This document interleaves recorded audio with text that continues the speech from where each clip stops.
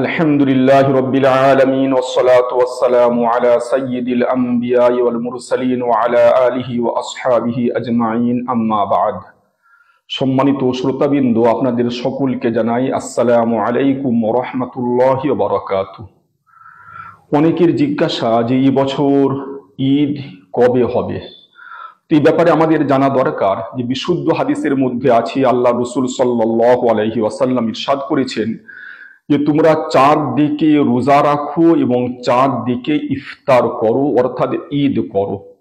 অতএব আমাদেরকে চাঁদ দেখে যেমন আমরা রোজা শুরু করেছি, তেমনি ভাবে চাঁদ দেখে আমাদেরকে ঈদ করতে হবে। এটাই হচ্ছে শরীয়তের নির্দেশ। তবে ইংল্যান্ডের ম্যানচেস্টারে বসবাসকারী হযরত মাওলানা সামির উদ্দিন সাহেব কাসিমি মাদ্দাজিল্লুহুল আলী, তিনার গবেষণা অনুযায়ী এবছর অর্থাৎ 2025 সালের 30 মার্চ রবিবার চাঁদ দেখতে পাওয়ার সম্ভাবনা প্রবল, যেহেতু ওই দিন চাঁদ 14 ডিগ্রিতে থাকবে, আর চাঁদ 10 ডিগ্রিতে থাকলে মোটামুটি চাঁদ দেখতে পাওয়া যায়।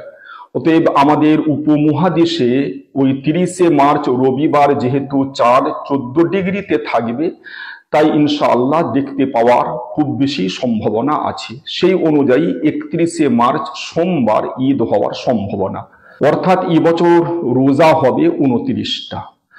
তবে আমাদেরকে নিজের চোখে চাঁদ দেখে অথবা বিশ্বস্ত সূত্রে চাঁদের খবর পাওয়ার পরই ঈদ পালন করতে হবে।